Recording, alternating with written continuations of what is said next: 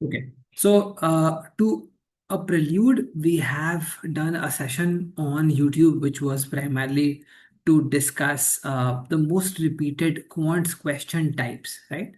And then we had shared these questions. I'm hoping everybody has seen those questions. एक बार सब लोग confirm कर दो. I'm hoping कि सब लोगों ने एक बार questions देख लिया होगा. ठीक है? तो ये वाला we had shared it.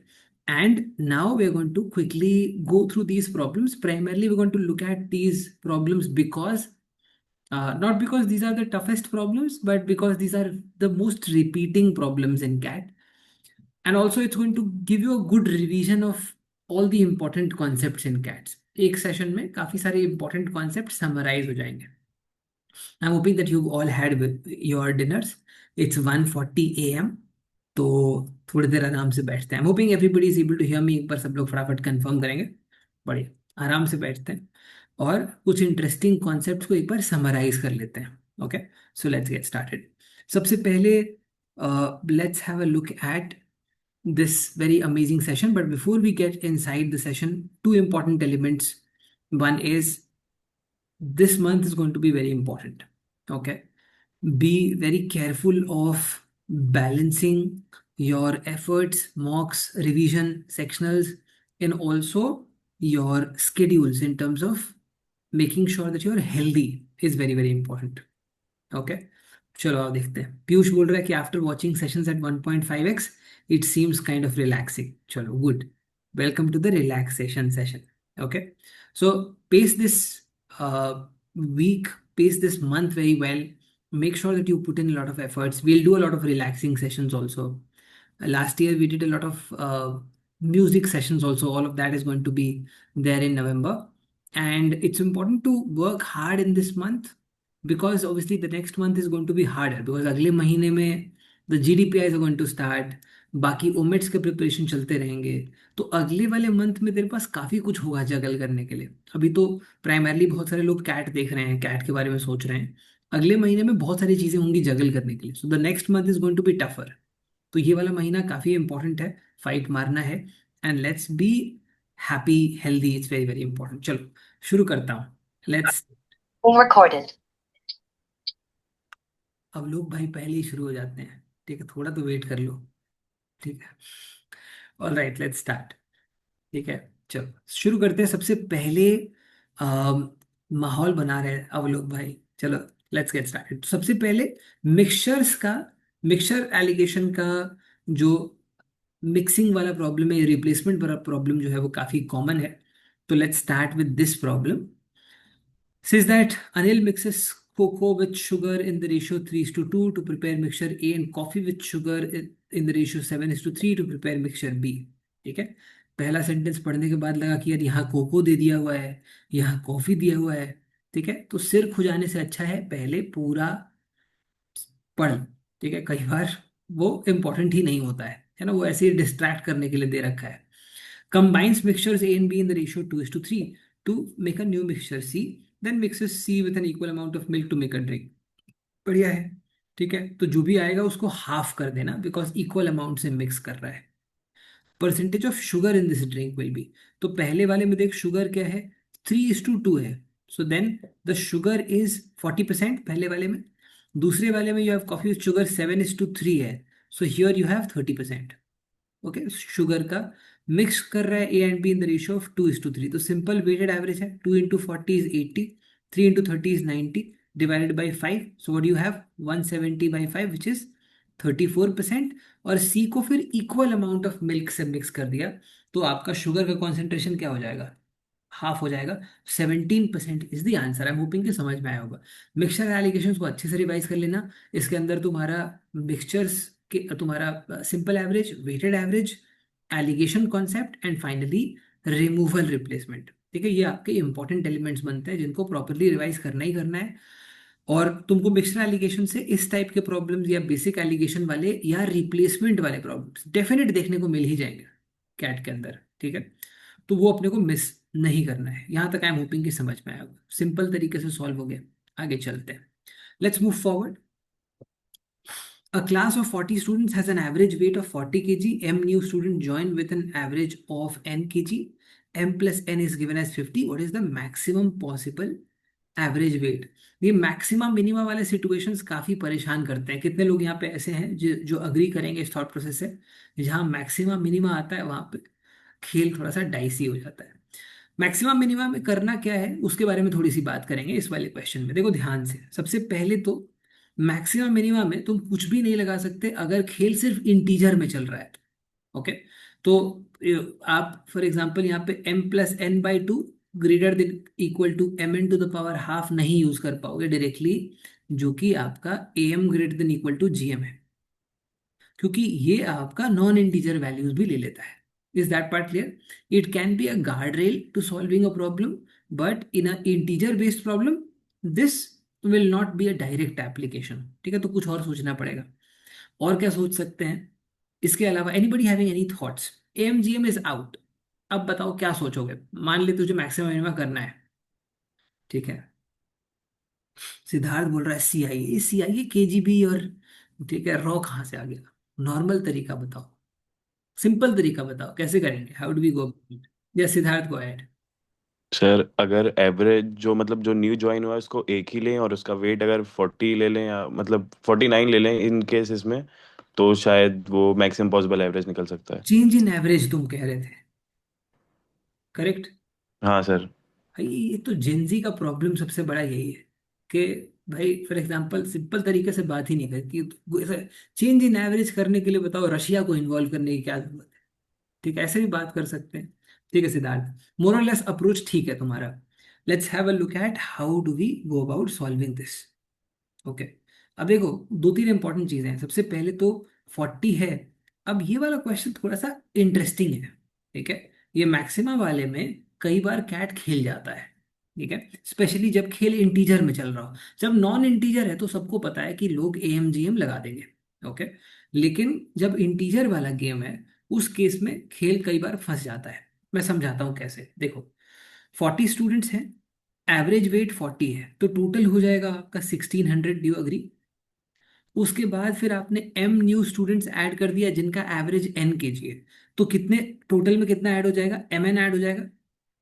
And total अगर आप नंबर ऑफ स्टूडेंट्स देखोगे, 40 स्टूडेंट्स आपके पहले थे और एम न्यू स्टूडेंट्स आ गए, तो अब एवरेज हो जाएगा 40+m। This is what is to be maximise. Give me yes no in the chat. Correct, ये मैक्सिमाइज करना है। अपने को पता चल गया कि हम यहाँ पे सीधा ए एम जी एम लगा ही नहीं सकते हैं, इंटीजर में खेलना है। ठीक है, so then what we look at is start looking at extremes. ठीक है, start looking at extreme values. Mid value या एक्सट्रीम वैल्यू देखना चालू करते हैं। अब मिड वैल्यू अगर देखना चालू करें, जहाँ पे लेट्स से हम एम और एन को इक्वल ले लें, 25 25 ले लें, 625 ऊपर ऐड हो जाता है और नीचे आपका 25 ऐड हो जाता है। So this number goes close to like 20 to 25 divided by 65। ठीक है, तो अब अगर तुम फॉर एग्जांपल इसको देखोगे तो ये तो 40 के नीचे ड्रॉप हो जा रहा है। और मुझे पता है कि 40 तो मैं बहुत इजीली यहाँ पे बना सकता हूँ, है कि नहीं? सिंपल सी चीज सोचना कि 50 तो मैं m+n बनाना है, तो 40 तो मैं बहुत इजीली बना सकता हूँ। तो मिड वैल्यू पे मेरे को नहीं मिलेगा मैक्सिमम, ये तो बहुत क्लियर समझ में आ गया। क्योंकि 40 और 10 अगर मैं लेता हूँ, मान ले फॉर एग्जांपल 10 लोग मैंने 40 पे ही ऐड कर दिए, तो एवरेज क्या होगा? 40। इतना तो मुझे देख के ही समझ में आ रहा है कि 40 के नीचे तो जाना ही नहीं है। Is that part clear to everybody और नॉट? तो 20 to 25 upon 65 which is at m and n equal to 25 is not an acceptable solution. ये तो बहुत क्लियर है। Is this clear to everybody? एक बार फटाफट कंफर्म करेंगे। तो मेरे को समझ में आ गया कि जो सोल्यूशन है वो अदर एक्सट्रीम पे लेना चाहिए। ठीक है, ओके। अब अदर एक्सट्रीम पे लेना चाहिए। ओके, आओ सिद्धार्थ से बात करते हैं। Okay Siddharth, are you able to hear me? Go ahead, कैसे सॉल्व करेंगे बताओ। यस सर, तो अदर एक्सट्रीम पे अगर एम को हम लोग 1 ले लें और उसका वेट हम लोग 49 ले लें तो एवरेज 49 ही रहेगा, तो एक वो केस हो सकता है। एक सेकेंड एक सेकेंड एक सेकेंड, अगर m को मैं 1 ले लूँ, 1। n को 49 ले लूँ, यस सर। तो एवरेज 49 कैसे हो जाएगा? हम्म। अरे sir M student join with an average of 1 तो सर एक का 49 उसका वेट है और 1 है। तो तुम्हारा ऊपर आ जाएगा 1649 यस सर। और नीचे तुम्हारा आ जाएगा 41। Yes sir. 41 का स्क्वायर होता है 1681। तो 41 सर से कम ही फिर आया। ये नहीं बन पाएगा ना, तो इसके लिए 45 और 5 लेने पड़ेगा। क्यों 45 5 क्यों? 48 48 और 2 क्यों नहीं? सर वो 44 और 45 और 5 ट्राई किया था तो उसमें सर बी वाला मैच हो रहा था तो मुझे लगा वही होगा। तुम्हें कैसे पता कि सी वाला आंसर नहीं आ सकता है? अरे वो तो सर है, वो चेक करना पड़ेगा ना सर फिर तो। मैं सिंपल एक सबको एडवाइस देना चाहूंगा, पीवाईक्यूज रटना बंद करो। तुम ये भी बता सकता हूँ कि कहाँ से रट के आए हो। रट के तो आए नहीं हूँ सर, ये तो पहली बार ही वाला क्वेश्चन देखा है मैंने। अरे भाई मेरे पर पॉइंट इज कि 45 और 5 तुझे सपने में थोड़ी आएगा सिद्धार्थ। ट्राई टू अंडरस्टैंड, जब तुम इनसाइड द एग्जाम हॉल रहते हो ना, तो ऐसे नहीं चलती हैं चीजें मैजिकली। डू यू गाइस हाँ, एग्री विथ मी और नॉट? तो मॉक सर में नहीं एक्सट्रीम चलता। वाली, उसमें सर 40 वाली रेंज में मैंने एक्सट्रीम वाली वैल्यू लेके देख ली, तो उसमें नहीं आया, हाँ तो फिर मैंने मिड वाली ट्राई की तो सर ठीक है, तुमने तब 40। 45 पे ट्राई किया, 45 हाँ। पे तेरा बी ऑप्शन आ गया। हाँ, तो कैसे पता कि 41 पे नहीं ट्राई करना है, 49 पे नहीं ट्राई करना है? तो उस पे सर करके देख लेंगे सर, आएगा तो कुछ और आंसर हो जाएगा। बट द पॉइंट इज कि तुमने तो यहीं पे करके मार्क कर दिया। इतना कॉन्फिडेंस कैट एग्जाम में होता है क्या? तुम खुद ही बताओ। नो सर, नो सर, उसमें तो नहीं हो पाएगा। That is my point. तो कैट में ऐसा थोड़ी होता है कि अच्छा यही आंसर है। ठीक है, तो बहुत सिंपल चीज बता रहा हूँ, बहुत बेसिक उपाय बताता हूँ।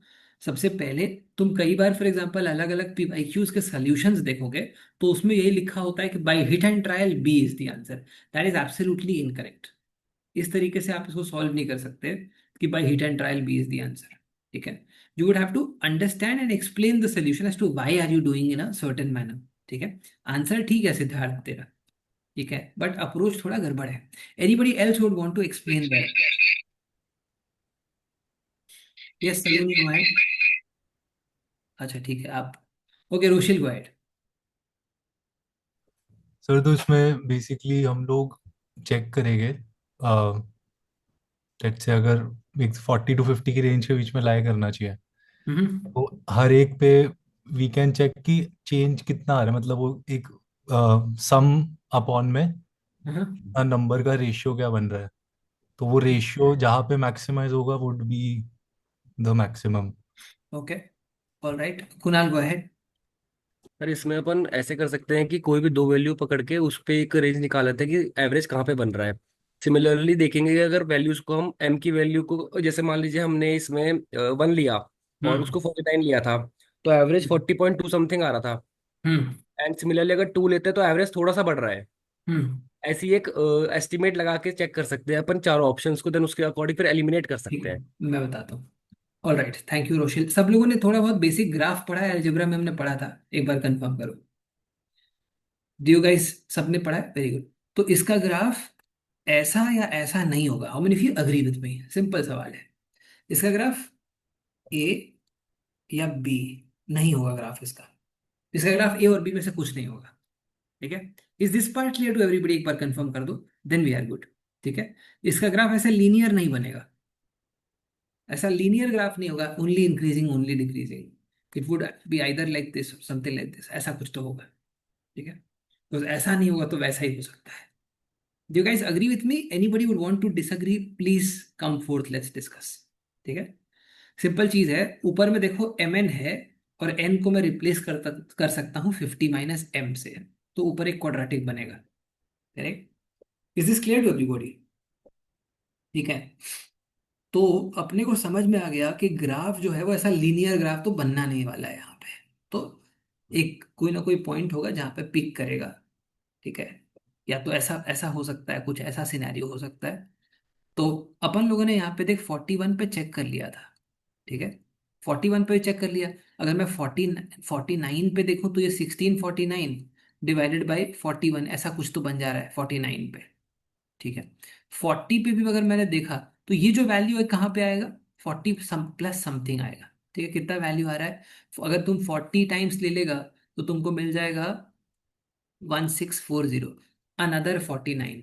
ठीक है, तो तुम्हारा तो बेसिकली तुम्हारा जो वैल्यू है वो 40 पॉइंट समथिंग वाले रेंज में आ जा रहा है। ठीक है, now let me try to understand कि इस वाले केस में 1640 आ जाएगा 41 टाइम्स में, तो 9 बचेगा मेरे पास, विच इज अप्रोक्सीमेटली 0.2 समथिंग आएगा ना 49 पे। ठीक है, 49 पे तुम्हारा 40.2 समथिंग आएगा। और मुझे मालूम है कि अगर फॉर एग्जांपल से एक मिड वैल्यू मैंने 45 पे देखा, तो 45 पे मेरे को 45 × 5 225, तो 1825 मिल जाएगा, और यहाँ पे 45 मिल जाएगा। ठीक है, something like this I am getting here. 45 and 1825. So it can be 5 9 times, 5 3 times, and then 3 into 6 times, then 2 and 5 365. So it gives me a 40, and then I have a 5 here. So that gives me a 0.55. So 40.55, which is definitely increasing. And then I know that at 40, this is, basically coming down, right? So at 40, this is coming down to 40 only. तो 40.2 से बढ़ रहा है, बढ़ रहा है, बढ़ रहा है, और फिर घट रहा है। ठीक है। अब मुझे खाली 45 के आगे पीछे चेक करने से पता चल जाएगा, मुझे सारे वैल्यूज चेक करने की जरूरत नहीं है। अब 44 पे देखो, 44 पे तुझे यहाँ पे क्या मिलेगा? 1600। तुम्हारे पास है 44 into 6। 44 into 6 is going to give you 240, 264 के आसपास। 1864 डिवाइडेड बाई 46। अब 1864/46 हो गया। और अगर मैं फॉर एग्जांपल लेट्स से 46 पे लेता हूं, तो 46 into 4 is going to give me a 184। So that is going to give me a 784 divided by 44, which further falls down. अब ये दोनों ही वैल्यूज 40.55 से कम है, तो हम 40.55 को मार्क कर देंगे और आगे बढ़ जाएंगे। Is this clear to everybody? एक बार कंफर्म करेंगे। हो गया काम। सारे वैल्यूज पे चेक नहीं कर सकते, सारी वैल्यूज पे चेक करते ही रह जाएंगे, इतना टाइम थोड़ी इस बैठ के सारा वैल्यू चेक कर रहे हैं कि 41 पे चेक करें, 42 पे, 43 पे, इतना टाइम नहीं है। So look at the nature of the graph. Nature of the graph थोड़ा सा यूज करो, समझ में आ जाएगा कि सारे वैल्यूज चेक करने की जरूरत नहीं है। ठीक है, आई एम होपिंग कि समझ में आएगा। ठीक है कुणाल, बेसिक एस्टिमेशन ठीक है, पर तुमको कोई लॉजिक एस्टेब्लिश करना पड़ेगा जिससे तुम्हें सारे वैल्यूज ना चेक करने पड़े। ठीक है, या बेयर मिनिमम वैल्यूज चेक करके तुम्हारा काम हो जाए। आई एम होपिंग कि क्लियर हुआ हो। ठीक है, क्लियर है। आगे चलते हैं। ये वाले टाइप के क्वेश्चंस अगेन काफी इंपॉर्टेंट बन जाते हैं कैट के अंदर, बिकॉज काफी सारे मैक्स मिन टाइप के क्वेश्चंस देखने को मिलते हैं। Okay, but still we have to check for multiple if not all the values, right? Yes Amok, absolutely. ठीक है, even after getting the sense of the graph, you would still need to use your calculation prowess, जो तुमने foundation basics में सीखा है, to effectively narrow it down. ठीक है, in a situation like this जहाँ पे तुमको 3 4 वैल्यूज चेक करने हो, वहां पे तुमको 1 से 1.5 मिनट लग सकता है, विच इज स्टिल फाइन। 1 से 1.5 मिनट भी ओके है। पहले स्प्रिंट में नहीं उठाएंगे, पर बाद में इसको आराम से सॉल्व किया जा सकता है। रोशिल गो अहेड। सर मेरा क्वेश्चन ये था कि अगर जैसे m+n को कांस्टेंट दे रखा है, सिमिलर कोई और सवाल है, हम्म और मेरा इक्वेशन में mn आ रहा है, तो हम्म अलजेब्रिकली mn तो मेरा हाईएस्ट वही होगा जहाँ पे कि मेज दोनों इक्वालिटी पे हो गए। हम्म। बट मेरे को एवरेज कंसेप्ट के हिसाब से 40 to 50 के बीच में उसको मैक्सिमाइज करना है, तो मैं can I take it like rule of thumb algebraically कि वो मिडिल वैल्यू के आसपास ही होगा? और जरूरी नहीं है कि वो मिड वैल्यू पे ही आए। यहाँ पे एक्चुअली जो तुम्हारा ये वाला वैल्यू है, ये काफी हद तक इसको इम्पैक्ट करता है। अच्छा। या। ठीक है, जब देखो बेसिकली क्या है ना कि ऊपर में तेरे पास एक क्वाड्रेटिक फंक्शन है। ठीक है, और इसके साथ में तुम्हारा एक रेसिप्रोकल फंक्शन मल्टीप्लाइड है। रेसिप्रोकल फंक्शन कैसा होता है? अगर F X is equal to 1/x है, उल्टा वन आएगा। बाई एक्स कैसा होता है, किसी को पता है? ऊपर से आएगा नीचे। एसिम्प्टोटिक ग्राफ होता है 1/x का, समथिंग लाइक दिस। हाइपरबोलिक का। ठीक है, तो ये नहीं हाइपरबोलिक मतलब बोल सकते हो, बट दिस इज, ठीक है, समथिंग लाइक दिस। तो ये इफेक्टिवली क्वाड्रेटिक और इसको मिला के ग्राफ बनता है। ठीक है, उस सिचुएशन में एग्जैक्ट ग्राफ प्लॉट करना थोड़ा डिफिकल्ट हो जाता है, बट नेचर समझा जा सकता है। ठीक है, द तो नेचर कैन बी अंडरस्टूड। सो इस केस में 40 स्टूडेंट्स और 40 kg दोनों 40 40 इक्वल है, तो आई थिंक तभी वो बीच में भी अगर 40 की जगह लेट से 100 होता स्टूडेंट्स, हम्म, वो इम्पैक्ट अलग हो जाता, right? Correct. Okay, thank you. Correct. एक दो और इंटरेस्टिंग प्रॉब्लम्स देखते हैं, let's have a look at a few more. अब ये वाला क्वेश्चन भी अपन लोगों ने पहले भी देखा हुआ है, बट एक बार इसको क्विकली देखते हैं। अगेन ये मैक्सिमा मिनिमा वाले जो प्रॉब्लम्स है ना, ये बहुत ज्यादा रिपीट होते हैं, तो इनके लिए अपने को एक सॉलिड अप्रोच बनाना बहुत जरूरी है। Siddharth, go ahead. सर आपने सर जैसे पिछले वाले क्वेश्चन में बोला सर, मैंने इसको मिनिमाइज करने का एक तरीका सोचा। हम्म सर न्यूमरेटर में सर बहुत बड़ी बड़ी वैल्यूज थी, और हम्म डिनोमिनेटर पर में 40 प्लस m था। तो मैंने 1600 को प्लस प्लस 40 m और माइनस 40 m लिखा उसके साथ, और 40 बाहर निकाल लिया और 40 m को कैंसिल कर दिया, तो 40 प्लस m का टर्म बन गया sir.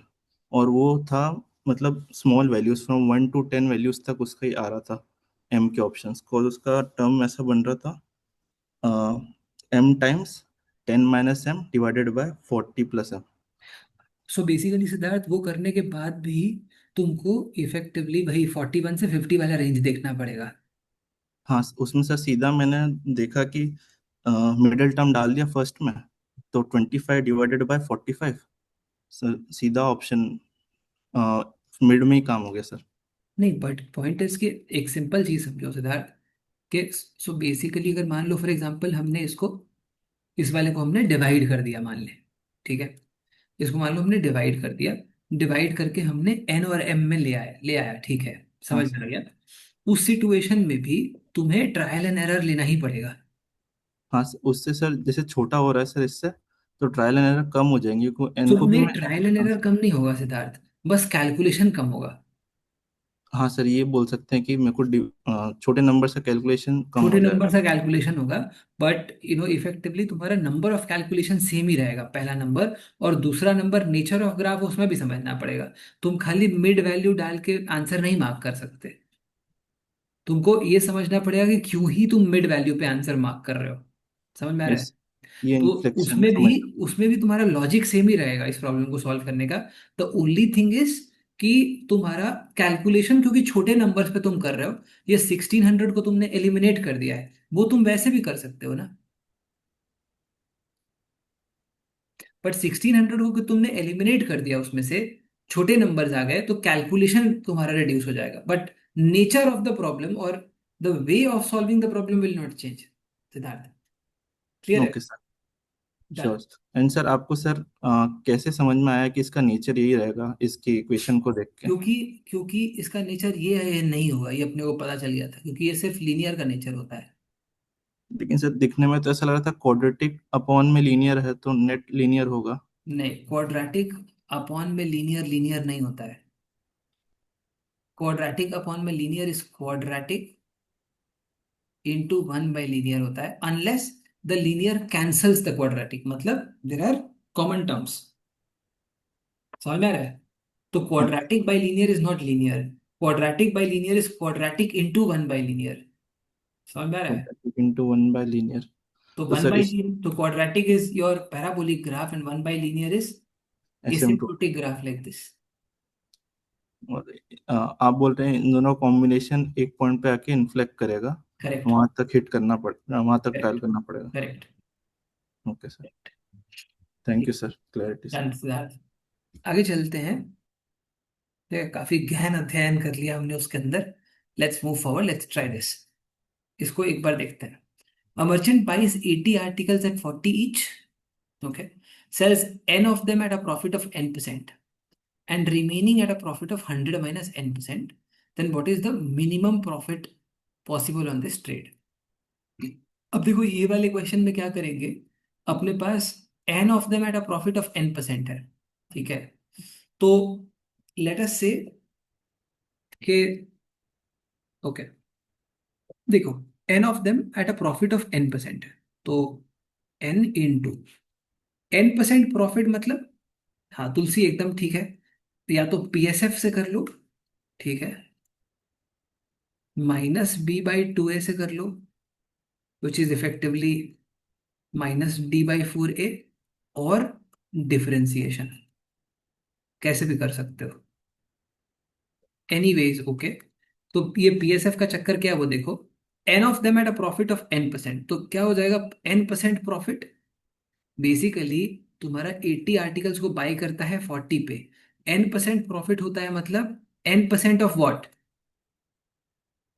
40, right? So n articles at n% profit, effectively n% of 40 is the profit, right? So this becomes n/100 into 40। ये वाला टर्म सबको समझ में आया?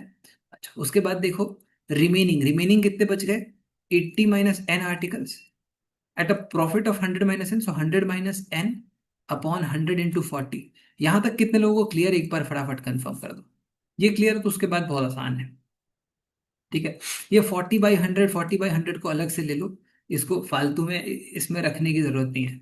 So all that you now get is, you have a n square, and then you have 880 into 1000 is which is 8000, 80 into 100 which is 8000, minus 80n minus, so you have minus 180n plus 8000 equal to 0. यहां तक सब लोगों को समझ में आ रहा है? एक बार कंफर्म ही कर दो क्विकली क्विकली.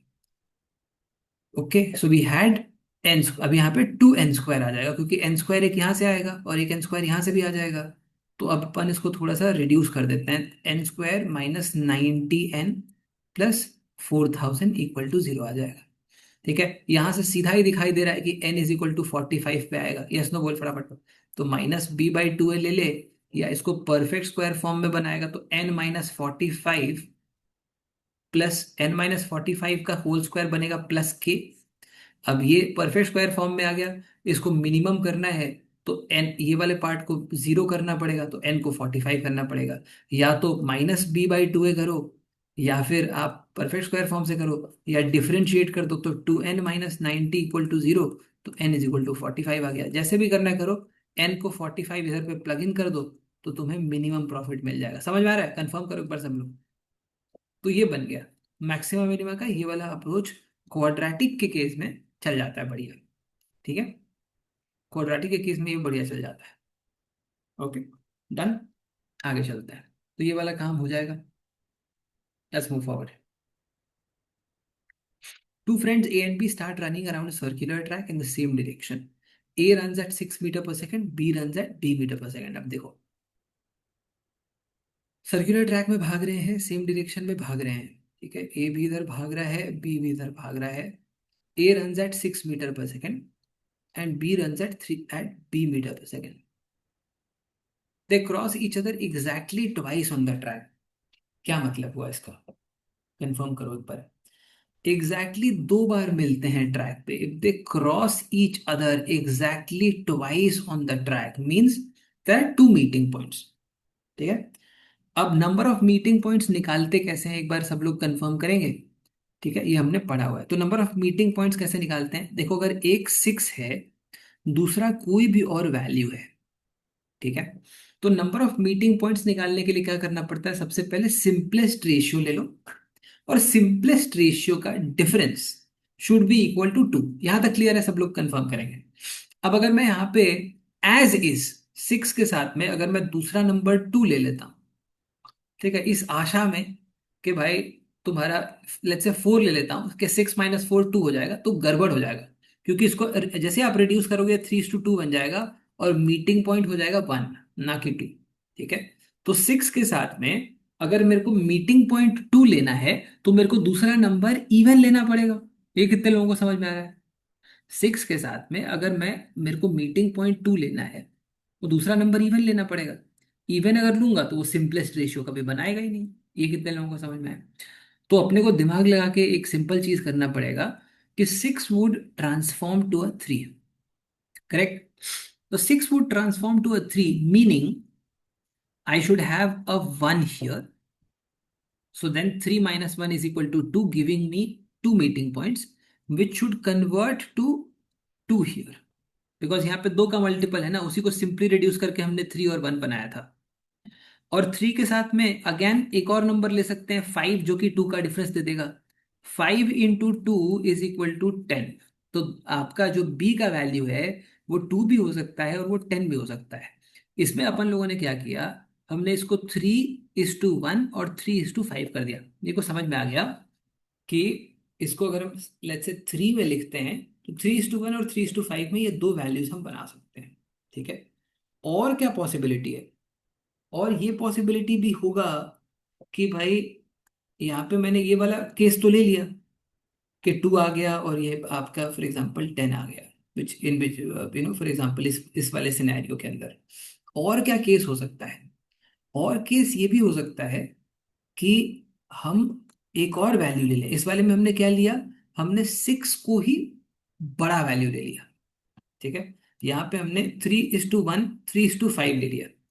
हम ऐसा भी कर सकते हैं ना कि हम 6 का एक और मल्टीपल देख लें. यस नो बोल. सिक्स का ही मल्टीपल देख लें, तो अगर मान ले सिक्स है, सिक्स का ही मल्टीपल अगर हम थ्री टाइम्स देख लें 18, करेक्ट, तो उस सिचुएशन में भी काम हो जाएगा। एक बार कंफर्म करो, 6 and 18 will also convert into 1:3। Basically हमने इसको थ्री लिया हुआ है इस पूरे डिस्कशन में, पर क्या हम इसको वन भी तो ले सकते थे ना। देख, ये 3:1 में हमने अगर इसको थ्री लिया पहले एग्जाम्पल में, तो क्या हम इसको वन नहीं ले सकते हैं? फाइव तो नहीं ले सकते हैं, बिकॉज फाइव का मल्टीपल नहीं है सिक्स, लेकिन थ्री का मल्टीपल है, तो वन का भी मल्टीपल है, तो वन भी ले सकते हैं।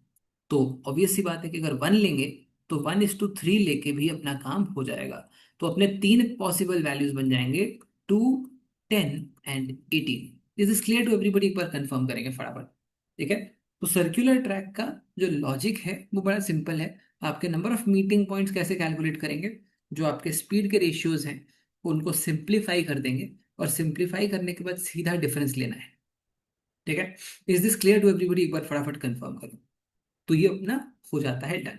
Anybody having any questions, feel free, discuss, ठीक है। एग्जाम में जाके स्ट्रगल करने से अच्छा है पहले डिस्कस कर लो। Any ideas, any thoughts, inputs, queries, questions, ठीक है, शर्माने वाली बात नहीं है, ठीक है। हो सकता है कोई क्वेरी रह गया हो, पूछ लो। Is this clear to everybody? एक बार सब लोग फटाफट चैट में यस या नो लिखेंगे, ठीक है। ओके, यश गो अहेड।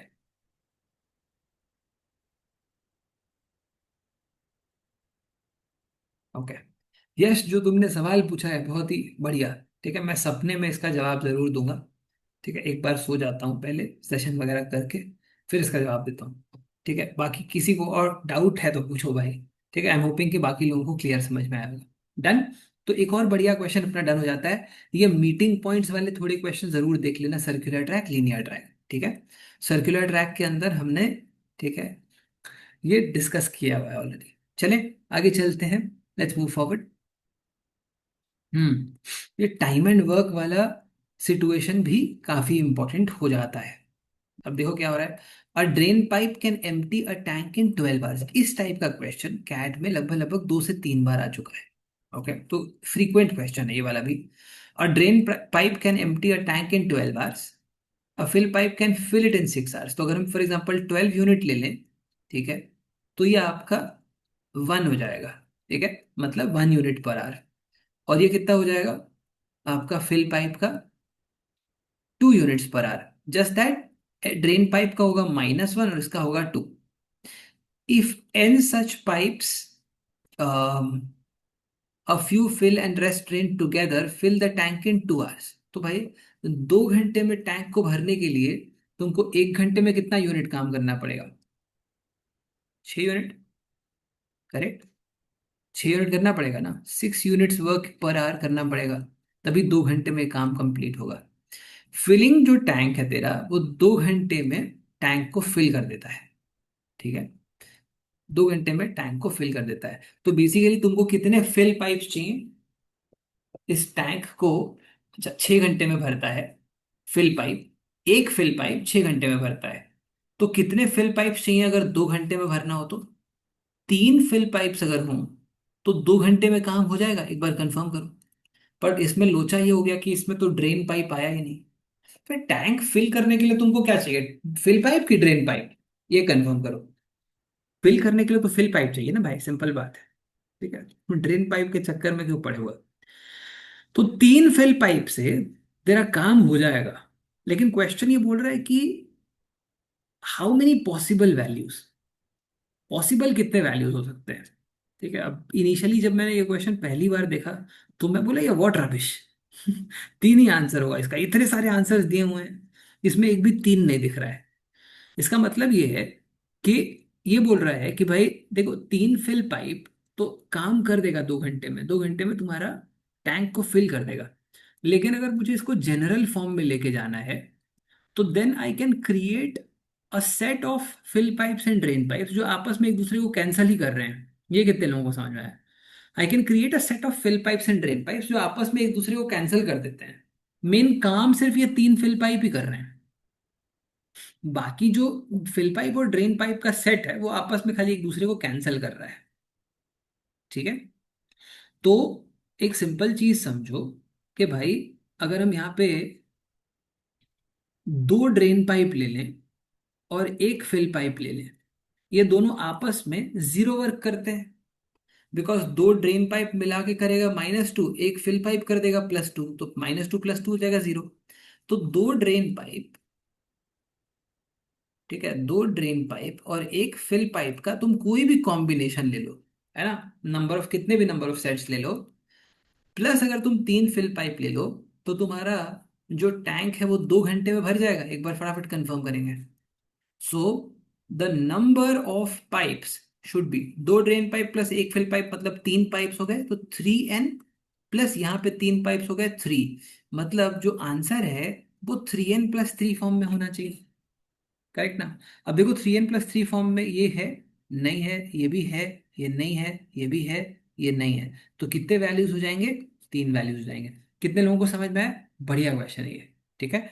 और एक्चुअली जब तक इस टाइप का क्वेश्चन नहीं आया था कैट में, ठीक है, तो ये हो जाएगा आपका answer. Is this clear to everybody? How many values can N take? Okay, है ना, क्लियर। समीर बोल रहा है आंसर तो तीन ही दिया है, तीन ही तो आया है, तो ये आंसर दिया है, जो आया भाई तो दिया है ना। आई एम होपिंग कि ये सबको समझ में आया। एक बार फटाफट कंफर्म करेंगे, ठीक है। Okay, all right, okay. Tulsi, go ahead with your question, explain करो एक बार। Sir I was just asking कि इसमें हम एलसीएम अप्रोच भी लगा सकते हैं क्या? एलसीएम लगा के लाइक करेंगे? जैसे, सॉरी, एलसीएम लगा के क्या करेंगे? रेशियो उसमें लाइक ऐसा हो रहा है कि 1 यूनिट इफेक्टिव वर्क हो रहा है। नहीं, तो एलसीएम लगा के तो हमने पता कर ही लिया कि भाई अपने को तीन फिल पाइप चाहिए, बराबर। हमने थोड़ी देर पहले ही हाँ, कैलकुलेट किया था कि जो तुम्हारा एक फिल पाइप है वो 2 यूनिट काम करता है, करेक्ट। ओके, और तुम्हें टोटल 12 यूनिट काम करना है 2 घंटे में, तो 1 घंटे में तुम्हें करना है 6 यूनिट। तो 6 ÷ 2 is going to give you a 3. That is how we arrived at three fill pipes. Sir Using LCM approach, we also figured out that the unit work or the rate of work the drain pipe was -1, and the rate of work for the fill pipe was +2, which also gave this indication that if I use two drain pipes, which is -1 into 2, and I add it up with a fill pipe, then I'm going to get zero net work. So okay sir, got it. this part gives me zero work. This part gives me, if effectively 3 units, ठीक है, तुम्हारा 3 × 2 6 units per hour। तो इसी से मेरा काम हो जाएगा। आई एम होपिंग कि समझ में आया होगा Tulsi. Okay sir, thank you. Done. Yes Pranjal, go ahead. Yes sir. Sir एक अप्रोच था कि ड्रेन का एफिशिएंसी 1 लीटर से वो जा रहा है और फिलिंग वो 2 लीटर्स कर रहा है, तो एक स्पेशल इक्वेशन टाइप कुछ कर सकते हैं क्या? जैसे कि एक्स फिलिंग पाइप है और 2x उसका हो गया, 2x - y = 6। फिर वहां से एक स्पेशल इक्वेशन बना के मैंने पूरे केसेस निकाला, फिर उसमें भी तीन ही वैल्यू आ रहे थे, तो फिर मैंने 3 चूज किया था। प्रांजल, कितना टाइम लगा ये करने में? सर अराउंड थोड़ा टाइम तो लग गया था, दो हाँ, तो तीन नहीं कर, तीन तो नहीं हाँ। करेंगे, सिंपल है, ठीक है। देख, सिंपल तरीके से हो जाएगा, मैं क्यों फालतू में स्पेशल इक्वेशन यहाँ पे बनाने लग जाऊंगा, ठीक है। टाइम टेकिंग हो जाएगा फालतू में, क्लियर है। ओके, चलो आगे चलते हैं। एकदम ही सन्नाटा छा गया, चलो let's move forward. Okay, let's see, जैसे जैसे समय बढ़ रहा है लोग भी बढ़ रहे हैं, ठीक है। जैसे कुछ लोग अभी जाग गए कि अरे ये सामने वाला ना ज्यादा पढ़ ले। चलो आगे चले, लेट्स मूव फॉरवर्ड। अच्छा, ये अलजेब्रा के अंदर रूट्स वाले, क्योंकि एक क्वाड्रेटिक है जिसके रूट्स दिए हुए हैं, ठीक है, फिर बोल रहा है कि एक और है क्वाड्रेटिक, उसके रूट्स दिए हुए हैं, और फिर आपके कोएफिशिएंट्स को कैलकुलेट करने बोल रहा है, ठीक है ना। तो लेट अस ट्राई दिस। तुम्हारे पास इक्वेशन है x² + 5x - 7, जिसके रूट्स हैं a एंड b। तो a + b क्या हो जाएगा? -5 एंड ए बी हो जाएगा -7। ठीक है, तो कुछ भी छोड़ दो लेकिन sum of roots product of roots मत छोड़ना, बहुत ही ज्यादा इंपॉर्टेंट। ठीक है, ढेर सारे क्वेश्चंस यहाँ से कैट में ऑलरेडी आ चुके हैं। तो ए प्लस बी आपका -5 हो जाएगा एंड ए बी आपका हो जाएगा -7, तो ये हमने कैलकुलेट कर लिया है। अब बोल रहा है कि 2x² plus P x plus Q, इसके रूट्स हैं a+1 एंड b+1, तो तुमको p+q बोल रहा है कैलकुलेट करने।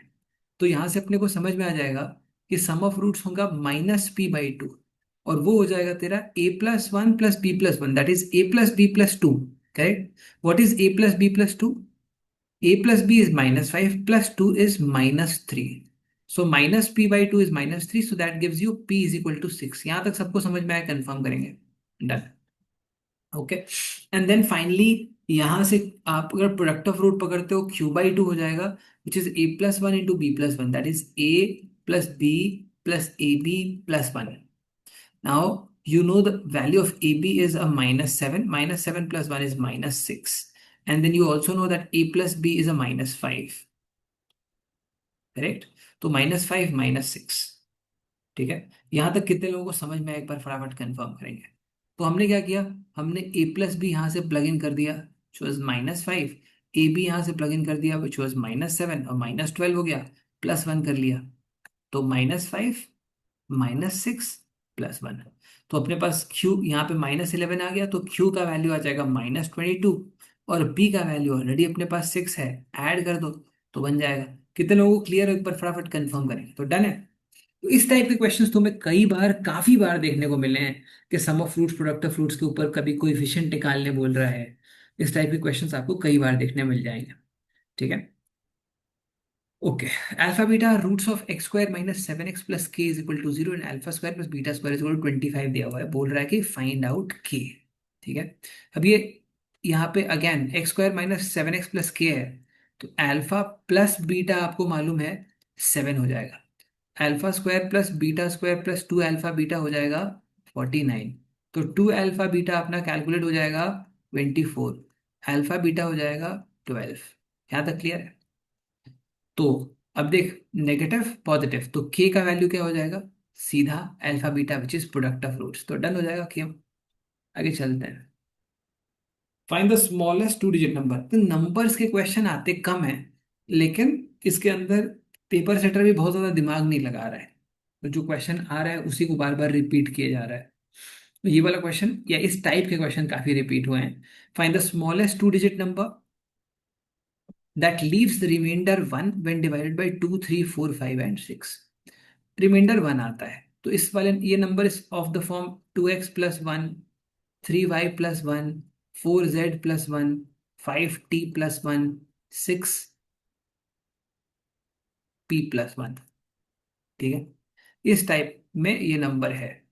तो इफेक्टिवली ये तुम्हारा जो नंबर इसको सेटिस्फाई करेगा वो हो जाएगा LCM of 2, 3, 4, 5, 6 into k plus 1। Yes no बोल फटाफट। इसी टाइप का होगा नंबर ना, ऐसा नंबर तुम सिंपल ऐसे समझो ना, मान ली 1 1 भूल जाओ, कोई नंबर जो 2x है, 3y है, 4z है, 5t है, 6p है, मतलब 2 से डिविजिबल, 3 से डिविजिबल, 4 से डिविजिबल, 5 से, 6 से, सबसे छोटा नंबर क्या होगा? एलसीएम होगा। अब क्योंकि सब में +1 +1 +1 +1 +1 है, तो आपका फाइनली इसमें भी +1 कर दो, तो smallest number will be LCM of 2, 3, 4, 5, 6। अब 2, 3, 4, 5, 6 का एलसीएम क्या होगा? 6 का मल्टीपल देखो जो 5 से भी डिविजिबल है। ठीक है, 6 का मल्टीपल जो 5 से डिविजिबल है, पहला नंबर है 30, लेकिन वो 4 से डिविजिबल नहीं है, तो 30 का मल्टीपल देखो 60 जो 4 से भी डिविजिबल है, परफेक्ट, 3 से भी और 2 से भी डिविजिबल है, तो आंसर हो जाएगा इसका 60 प्लस 1 मतलब 61 है। What is the next number? ठीक है, अब मान ले स्मॉलेस्ट 2 डिजिट नंबर की जगह पूछ लिया स्मॉलेस्ट 3 डिजिट नंबर, तो 121 हो जाएगा। समझ में आ रहा है? अगर सिमिलरली स्मॉलेस्ट 4 डिजिट नंबर पूछेगा तो तुम 4 डिजिट में देख लो कि 60 के प्लस 1 फॉर्म में क्या आ रहा है। मान ले पूछ लिया कि लार्जेस्ट 3 डिजिट नंबर क्या होगा, तो 999 को डिवाइड कर दो। This is clear? सबको समझ में आ रहा है कि नहीं? कंफर्म करो। तो इस टाइप में मल्टीपल सिनेरियोज बनाए जा सकते हैं, और इस टाइप के क्वेश्चंस कैट में कई बार आ भी चुके हैं। ठीक है, अरे ये तुम्हारे रिपीट हुए वाले क्वेश्चंस हैं। ठीक है, इसी टाइप के क्वेश्चंस कई बार आए कैट के अंदर। आगे चलते हैं। अच्छा, कई बार ऐसा भी होता है कि फॉर एग्जांपल लेट्स से 2 से डिवाइड करोगे तो रिमाइंडर 1 आ जाएगा, 3 से डिवाइड करोगे तो रिमाइंडर 2 आ जाएगा, 4 से 3 आ जाएगा, 5 से 4 आ जाएगा, 6 से 5 आ जाएगा। उसमें हम एलसीएम ऑफ के फिर -1 कर देते हैं। ठीक है, तो it's one and the same thing, एक ही टाइप का क्वेश्चन है, घुमा फिरा के पूछता रहता है थोड़ा थोड़ा। Okay, how many 3 digit numbers are greater than 100 and increase by 198 when their digits are reversed? ठीक है, पीवाईक्यू सेशंस में हमने पढ़ा है कि अगर फॉर एग्जांपल 3 डिजिट नंबर है, यस रोशिल गो है। सर वो -1 वाला एक बार बता दो। -1 वाला सिंपल है। अगर कोई नंबर है जिसको 2 से डिवाइड करने पे रिमाइंडर 1 आ रहा है, 3 से 2 आ रहा है, 4 से 3 आ रहा है, 5 से 4 आ रहा है, तो पॉजिटिव साइड में 1 आ रहा है, बट नेगेटिव समझ गया रिमाइंडर हो मैं। जाएगा -1। Got it, got it, got it. यहाँ -1, यहाँ भी -1, यहाँ भी -1, तो सबका जो रिमाइंडर है वो -1 ही आएगा। तो it is better to write it in this form. ठीक है। हाँ बट मतलब अगर नंबर ये नहीं हो तब, जैसे मतलब अभी तो 2 का 1 आ रहा है तो इट्स अपेरेंट, बट अगर 2 होता ही नहीं, कोई और नंबर होते और अलग अलग रिमाइंडर होते तो तब क्या थोड़ा करते? जोर से बोलो, आवाज नहीं आ रही है। जैसे सर अभी तो 2 दिया है तो 2 का 1 आ रहा है तो उसमें हम -1 भी ले सकते हैं, राइट? बट ठीक अगर है, लेट्स से 4 5 6 7 होता और उसके अंदर कुछ रैंडम नंबर्स का रिमाइंडर दिया रैंडम होता, नंबर बताओ, बताओ। मतलब जैसे 2 3 4 5 6 की जगह 3 4 5 6 ले लो और रिमाइंडर 1 2 3 4 ऐसा ले लो। रिमाइंडर यहाँ पे 1 है, यहाँ पे 2 है, यहाँ पे हाँ 3 जी, है, यहाँ पे 4 है। हाँ जी, हाँ जी। तो एलसीएम ऑफ 3 4 5 6 के -2 ठीक। हो गया। Got it, got it. Question बनाया भी तो इतना आसान है, थोड़ा अलग तो बनाता है, यहाँ पे 1 ले लेता, हाँ मतलब मेरा वही था कि तो उसको यहाँ पे कैसे और 1, यहाँ कॉम्प्लिकेट। पे 1 लिया, यहाँ पे 2 लिया, यहाँ पे 3 ले लिया। करेक्ट। हाँ जी। अगर ऐसा होता तो क्या करेंगे, कोई बताएगा मेरे को? Any ideas? ये भी आसान नहीं है अब, लेकिन कितना भी कोशिश करो डिफिकल्ट बनेगा ही नहीं। हाँ बताओ सिद्धार्थ। सर इसमें सर जो हमारा चाइनीज रिमाइंडर थ्योरम है उसका फर्स्ट पार्ट यूज कर लेंगे और करो यूज। फर्स्ट टर्म निकालने की कोशिश करेंगे सर इसका। सबसे पहले यहाँ पे still there is a pattern, right? तो जी पहले सर। इसको लिख दो, एलसीएम ऑफ 4 5 6 इंटू के -3। ठीक है सिद्धार्थ, 4 5 6 का एलसीएम बताओ।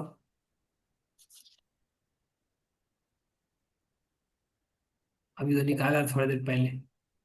सर अभी 6, मेरे को आता है, आप पूछा तो सर मैं डर गया। मैं ठीक है, बताता हूँ सर। 60 के -3, अरे तो अभी तो कैलकुलेट किया था, 60 होता है, 60 के -3 आ जाएगा।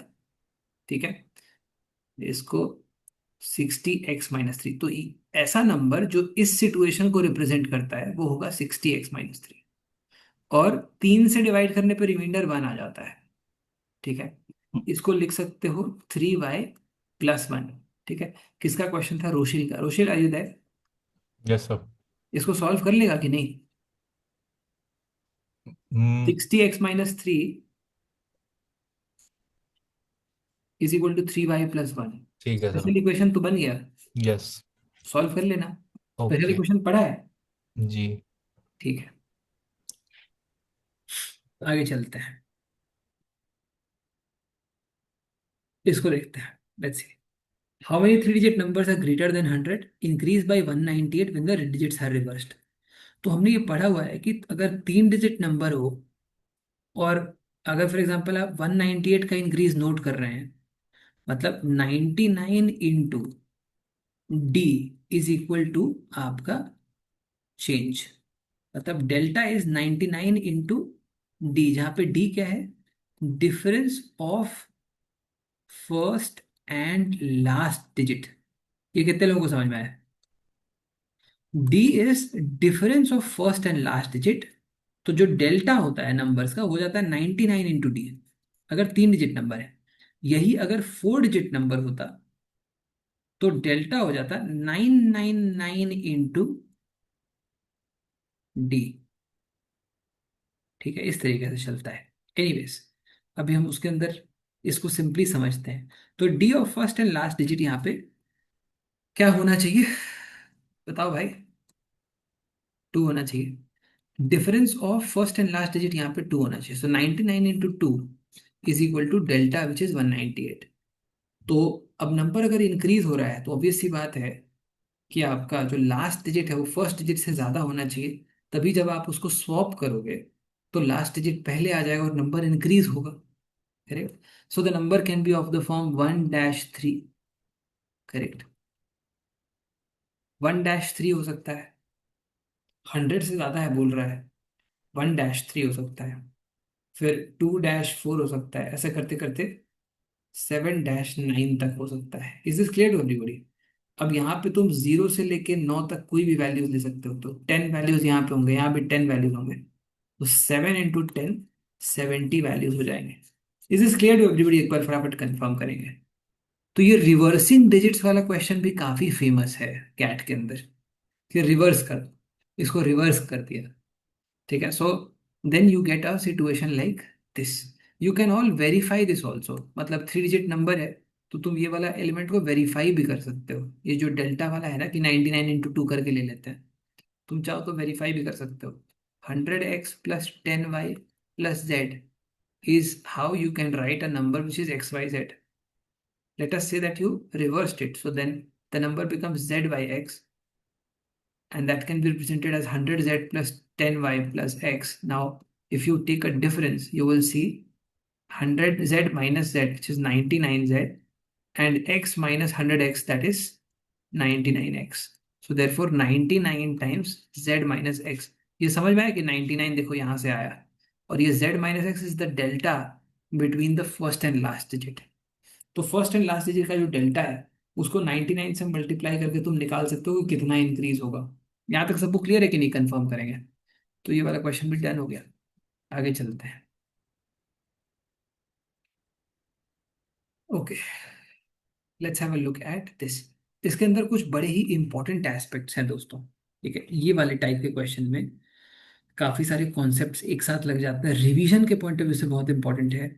एरिया वाले क्वेश्चंस बहुत इंपॉर्टेंट होंगे, और तुम्हारा थोड़ा बहुत बेसिक सिमिलैरिटी के कॉन्सेप्ट्स, ट्रायंगल का एरिया, सर्कल के प्रॉपर्टीज। ठीक है। तो इस ये वाला जो क्वेश्चन है इसमें बहुत सारे एलिमेंट्स एक साथ वन शॉट में रिवाइज हो जाते हैं, इसीलिए इस वाले को ही इस क्वेश्चन में डाला था इस पेपर में। चलो देखते हैं, let's see how do we go about this. देखो, बोल रहा है कि दो सर्कल्स प्लेस करे गए हैं, इक्विलैटरल ट्रायंगल है। Let's say the equilateral triangle is ABC। Find the ratio of the area of smaller circle to that of equilateral triangle. ये वाले सर्कल का एरिया चाहिए। ठीक है। तो अपने को मालूम है कि ये वाला जो सर्कल है, जो बड़ा वाला सर्कल है, वो असल में इन सर्कल है। करेक्ट।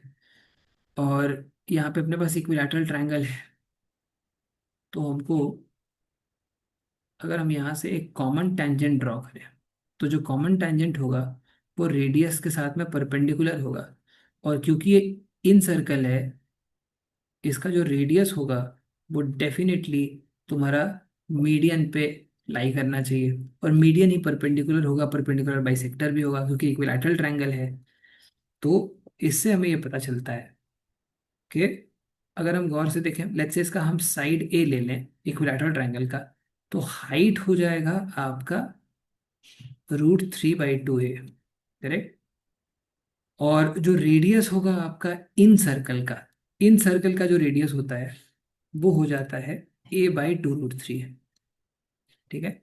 इन सर्कल का a/2√3 हो जाता है। तो ये अगर a/2√3 होगा तो ये भी a/2√3 होगा, ये दोनों इक्वल है, रेडियस ही है।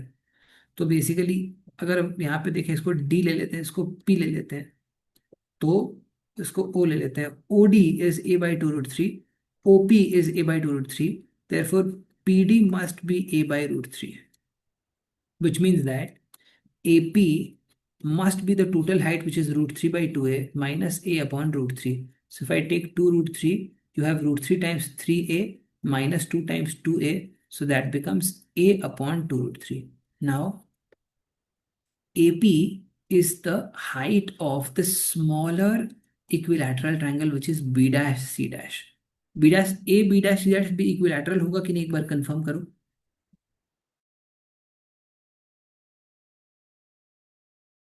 ठीक है, परफेक्ट है। सो बेसिकली क्योंकि तुमने यहाँ से देखो रेडियस के साथ ये परपेंडिकुलर होगा, तो ये वाली लाइन और ये वाली लाइन पैरेलल हो जाएगी। अब क्योंकि ये लाइन पैरेलल्स हैं, तो ये वाला एंगल और ये वाला एंगल करस्पॉन्डिंग इक्वल हो जाएगा 60 60। ये वाला भी करस्पॉन्डिंगली 60 60, और ये ऊपर वाला तो था ही 60, तो बन गया इक्विलैटरल ट्रायंगल 60 60 60। अब जो तुम्हारा एपी है, ये A B dash C dash triangle का हाइट है, और ये जो सर्कल है, ये A B dash C dash triangle का तुम्हारा तुम्हारा इन रेडियस है। अब समझो, अंडरस्टैंड। छोटा वाला ट्रायंगल है, उसका साइड मान लो एक्स है, ठीक है। तो √3/2 x will be height, and that is, known to us. Okay, what is that height? That height is a/2√3. So 2 cancel कर दें अगर, तो x का वैल्यू निकल जाएगा, एक बार कंफर्म करेंगे। सो बेसिकली हमने क्या किया, अगर तुम्हारा ये वाला जो ट्रायंगल है छोटा वाला, उसका साइड अगर x ले लें, तो उसका हाइट होगा √3/2x, and that is known to us, that is AP. AP is a/2√3, so therefore x becomes equal to a/3। ये कैलकुलेट हो गया। या तो आप इस तरीके से कर लो, या फिर आप सीधा भी कर सकते हो। कैसे? देखो, तुम्हें मालूम है कि तुम्हारा a/2√3 हाइट है, तो जो इन रेडियस होगा वो 1/3 होगा। इसका ऑब्वियस सी बात है, बिकॉज मीडियन जो सेंट्रॉयड है वो 2:1 में डिवाइड करता है, और जो इन सर्कल का सेंटर है, मतलब इन सेंटर है, सर्कम सर्कल का सेंटर मतलब सर्कम सेंटर, सेंट्रॉयड और ऑर्थो सेंटर, ये चारों एक ही पॉइंट्स होते हैं इक्विलैटरल ट्रायंगल में। तो इसका 1/3 हो जाएगा आपका इन रेडियस। तो इन रेडियस हो जाएगा आपका a/6√3। तो एरिया सर्कल का हो जाएगा π × r², so a², 36 × 3, and smaller circle to that of triangle, triangle का हो जाएगा √3/4 a²। तो ये आपका 4 से 9 टाइम्स में a² एनीवेज कैंसिल हो गया। 9 × 3 27, 27√3, तो आंसर हो जाएगा π/27√3। आई होप कि ये समझ में आया होगा। काफी प्यारा क्वेश्चन था, काफी सारे एस्पेक्ट्स यहाँ पे डन हो गए। जो तुम्हारा ट्राइंगल है APC' और जो ट्राइंगल है ADC, ये दोनों ट्रायंगल सिमिलर ट्रायंगल्स भी होंगे, ठीक है। ये वाला ये वाला जो ट्रायंगल है और ये वाला जो ट्रायंगल है, ये सिमिलर होगा, है कि नहीं? एंगल एंगल क्राइटेरिया से ये 60 है, ये 60 है, और ये वाला एंगल कॉमन है, ये वाला एंगल भी वैसे 90 है, सिमिलर ट्रायंगल भी होगा। तो अगर आपको एरिया का रेशियो लेना है, तो आप एरिया का रेशियो भी ले सकते हो, ठीक है। एरिया का रेशियो क्या हो जाता है? साइड के रेशियो के स्क्वायर के बराबर होता है, ठीक है। उस टाइप का क्वेश्चन भी इसके अंदर से बनाया जा सकता है। तो ये एक ऐसा डायग्राम है जिसमें मतलब कुछ भी नहीं तो भी 8-10 प्रॉब्लम आराम से बन सकता है, एक ही डायग्राम से, एक ही डायग्राम से 8-10 क्वेश्चन बनाया जा सकता है, ठीक है। आगे चलते हैं। आई एम होपिंग ये वाला समझ में आया होगा। Let's try this. इस वाले को देखते हैं।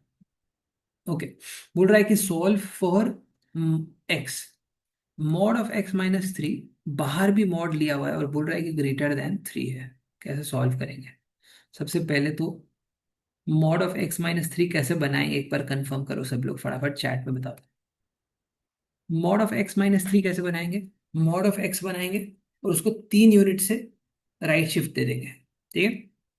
तो यहाँ पे सेंटर है, 3 यूनिट से राइट शिफ्ट, 1 2 3, 3 यूनिट से राइट शिफ्ट दे दिया। 3 यूनिट से राइट शिफ्ट देने से अपना मॉड ऑफ x-3 बन जाएगा।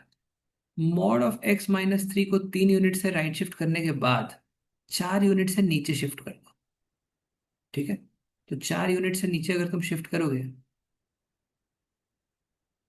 तो कैसा बनेगा? थोड़ा सा ऊपर बनाते हैं, देख आसानी रहेगा। सबसे पहले क्या होगा देखो, सबसे पहले ऐसा होगा कि भाई तुमने मॉड x बनाया, बना लिया मॉड x, फिर उसको तुमने 1 2 3 यूनिट राइट शिफ्ट किया, ऐसा बन गया। फिर तुमने उसको 4 यूनिट नीचे खींच दिया, 1 2 3 4, 4 यूनिट तुमने उसको नीचे खींच दिया, तो ऐसा सा कुछ बन गया। Is this clear to everybody? Confirm करेंगे। और फिर अपन बोल रहे हैं कि इसको मॉड ले लो, ठीक है।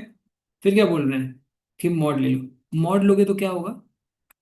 जो तेरा जो पोर्शन तुम्हारा जमीन के नीचे है, पाताल के नीचे, वो पोर्शन आ जाएगा ऊपर। करेक्ट है? कंफर्म करो।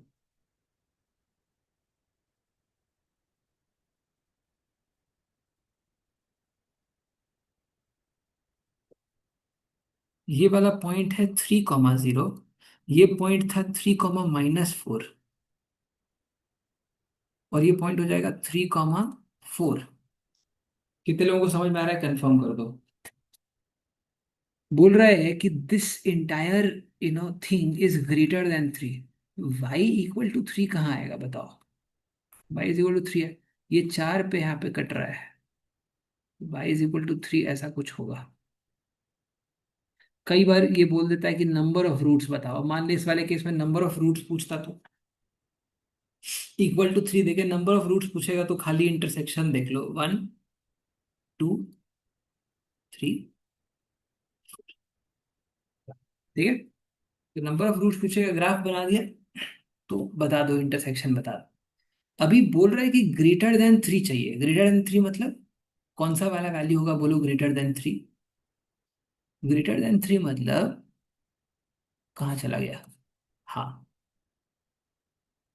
ये वाला पोर्शन होगा, कौन सा वाला, इसके लेफ्ट साइड वाला। ठीक है, ये वाला पोर्शन होगा, this portion, and then this. Is this clear to everybody, एक बार कंफर्म करेंगे।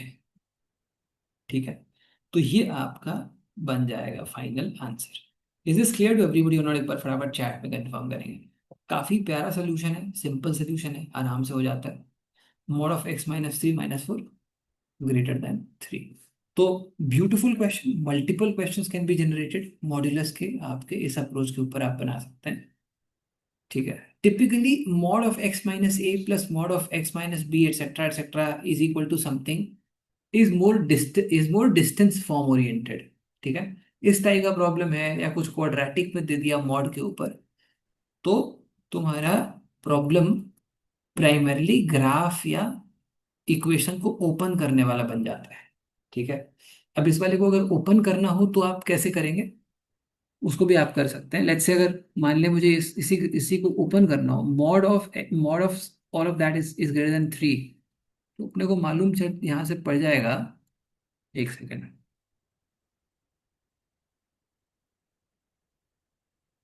तो यहाँ पे अपने को मालूम पड़ जाएगा कि mod (x - 3 - 4) is greater than 3, और mod (x - 3 - 4) is less than -3। एक बार कंफर्म करो सब लोग फटाफट।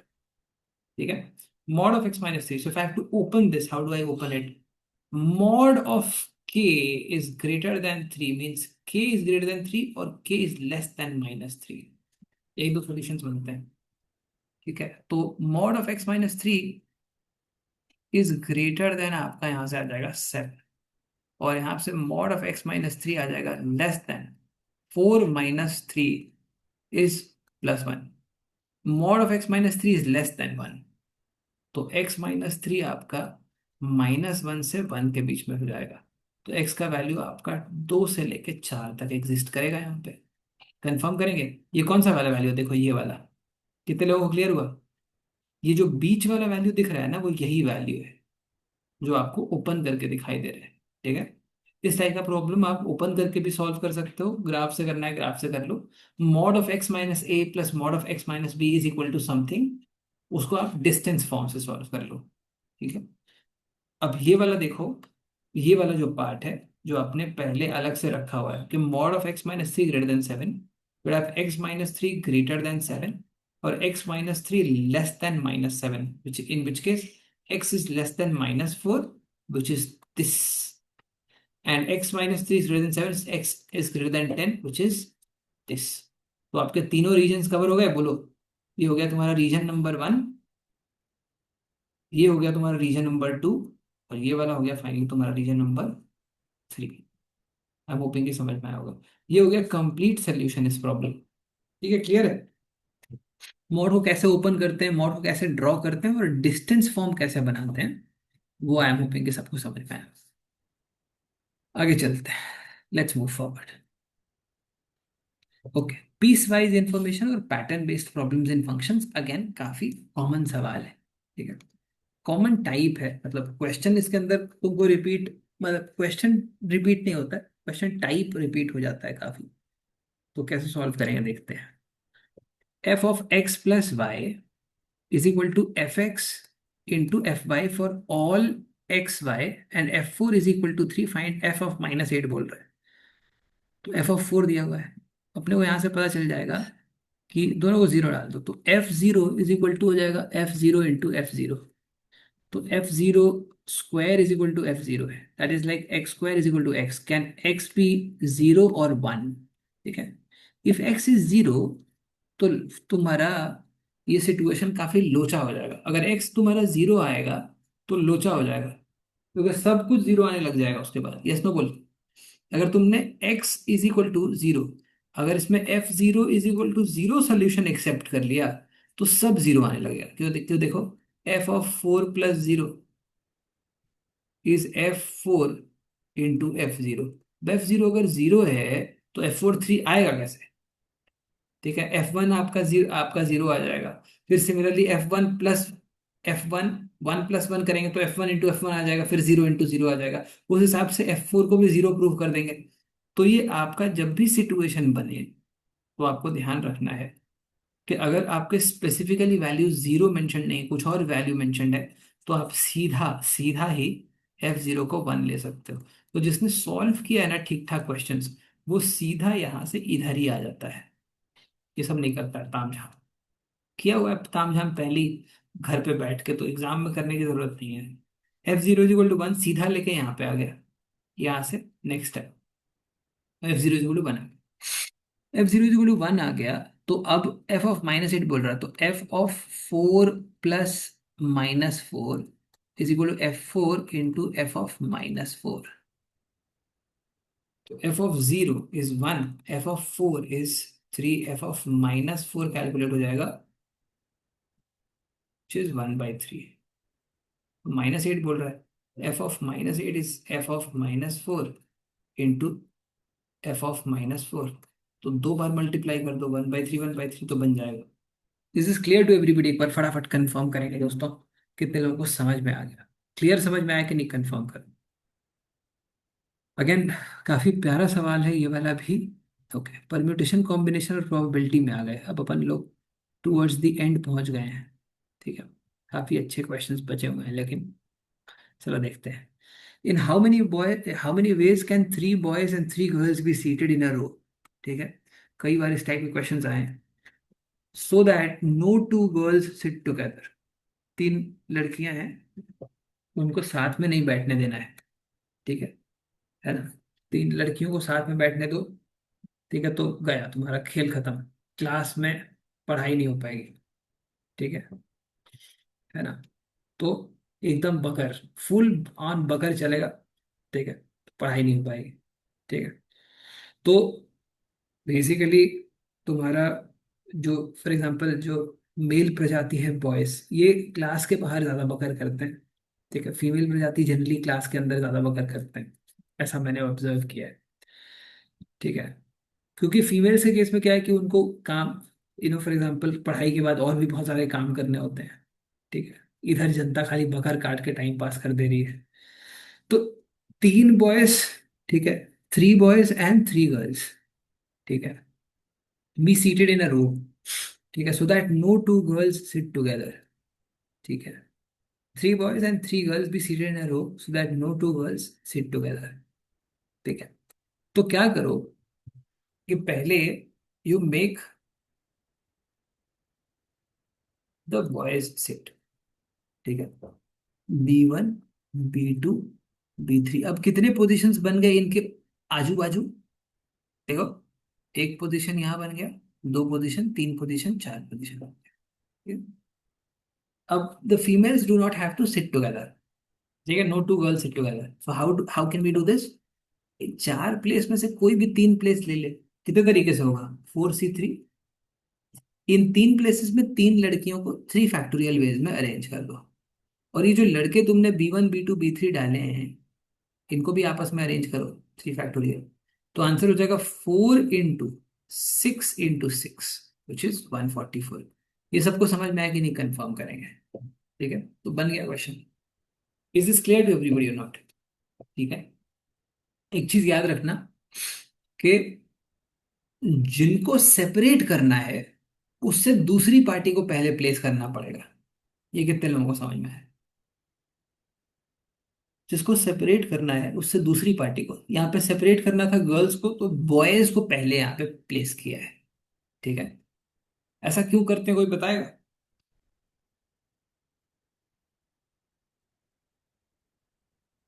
हाँ Siddharth, go ahead. Sir cause condition ही दूसरी पार्टी पे लगी हुई है। हाँ नहीं, पर ठीक है, बट अगर फॉर एग्जांपल मान लो मैंने, अगर लेट्स से यहाँ पे G1 G2 G3 लेके और फिर बॉयज को इन 4 प्लेसेस में अरेंज कर दिया तो? तो सर इसमें जो भी प्लेस रिमेनिंग होगी अगर वो मिड में आ गई तो G1 G2 बात करने लग जाएंगे। बिल्कुल नहीं, बात करने नहीं लग जाएंगे। ये तो तुम एजम्पशन कर रहे हो, तो हम मजे कर रहे थे। पर वो साथ में बैठ जाएंगे। बिल्कुल हाँ। ठीक बोला सिद्धार्थ, बहुत अच्छे, वेरी गुड। तो अगर मान ले तुमने यहाँ पे B1 B2 और B3 को ऐसे प्लेस कर दिया, then G1 G2 are together. ठीक है, इसीलिए आप G1 G2 G3 को प्लेस करके स्टार्ट मत करो, B1 B2 B3 को प्लेस करके स्टार्ट करो, और उनके आजू बाजू जो स्पेसेस बन रहे हैं ना उनको यूटिलाइज करो। Is this clear to everybody? एक बार फटाफट चैट में कंफर्म करेंगे। ठीक है, तो ऐसे क्वेश्चंस भी काफी बार देखने को मिले हैं। ठीक है, okay. A die is rolled twice. What is the probability that the sum is 7?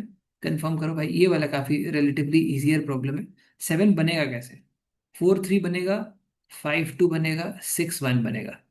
इसके दो केसेस हो जाएंगे, 4 3 3 4, 5 2 2 5 और 6 1 1 6। तो 6 केसेस बनेंगे टोटल आपके 36 केसेस में से। तो 1/6 आंसर हो जाएगा। हो गया? ठीक है, ठीक है, यहाँ तक आई एम होपिंग कि समझ में आया होगा। Okay, is this clear to everybody और नॉट? ठीक है, परफेक्ट है। Okay, okay Aditya, go ahead, तुम्हारा क्वेश्चन पूछो। हाँ सर, मेरे को एक्चुअली ये डाउट था कि जैसा आप लास्ट क्वेश्चन में बताया कि 3 बॉयज एंड 3 गर्ल्स है, तो उसमें हम्म कंडीशन थी कि no two girls will sit together. तो सर हम्म। अगर ऐसा क्वेश्चन दिया हो कि बॉयज एंड गर्ल्स वही नंबर है, लेकिन बॉय गर्ल जो है वो साथ में नहीं बैठ सकते ऐसा। बॉय और गर्ल साथ में नहीं बैठेंगे तो कैसे बैठेंगे बताओ? मतलब गर्ल मतलब गर्ल सर, अलाउड है, हाँ, पर गर्ल गर्ल अलाउड है और बॉय गर्ल अलाउड नहीं है। जैसे मतलब मतलब जैसे बेसिकली जैसे गर्ल, हाँ। G हाँ अलाउड है, B अलाउड है, बट B और G अलाउड नहीं है। यही क्वेश्चन है ना? हाँ सर, लेकिन मतलब जैसे कि बॉयज का नंबर ज्यादा है और मतलब फॉर एग्जाम्पल कि जो है 7 बॉयज हैं 3 गर्ल्स है, तो दोनों साथ में नहीं बैठने चाहिए ऐसा। ऐसा अगर करे अगर तो सर। अगर मान लो 7 बॉयज है और 3 गर्ल्स है, ठीक है, पहले तो तुम मैकेनिकल इंजीनियरिंग से हो कि नहीं ये बताओ पहले। नहीं नहीं सर। झूठ मत बोलो, तुम ये बात सही में। छुपाने की कोशिश कर रहे हो, पर हो तुम मैकेनिकल इंजीनियर ही दिल से।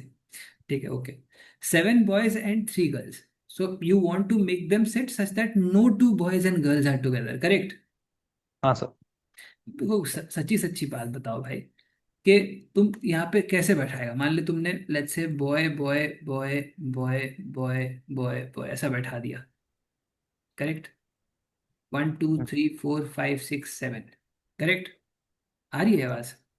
हाँ सर। और अब तुम गर्ल प्लेस कैसे करेगा? यहाँ पे तुमको अंबुजा सीमेंट की दीवार डालनी पड़ेगी। How will you place such that कि no two boys and girls are together? वो कैसे गर्ल्स प्लेस करेगा? ये परम्यूटेशन का प्रॉब्लम थोड़ी, तो पजल दे दिया तुम। ठीक है, परम्यूटेशन का हाँ प्रॉब्लम डिस्कस कर रहे हैं, कैसे डालेगा इसमें बताओ। सर, वही तो डाउट है सर। वो मतलब क्वेश्चन एक देखा था मैंने मॉक के अंदर सर, तो उससे मुझे याद है एग्जैक्ट मतलब वैल्यू याद नहीं क्या थी उसमें, पर देखो इतना बंधु, याद है या सर। तो या हाँ। तो या तो तुम, ठीक है, पोगल बन गया, ठीक है, हम्म, या फिर तो एक बार क्वेश्चन देख लेना, कुछ ना कुछ मिसिंग है शायद क्वेश्चन में। तो क्वेश्चन ग्रुप पे शेयर कर देना, देख लेंगे। ठीक है, बिकॉज अदरवाइज तुम होगा ही कैसे? ठीक है, तुम्हारा ये सिचुएशन कैसे ही बनेगा? ठीक है, मेरा simple suggestion to everybody, question मत बनाओ। अगर क्वेश्चन कोई है तो भेज दो, उसको देख लेंगे।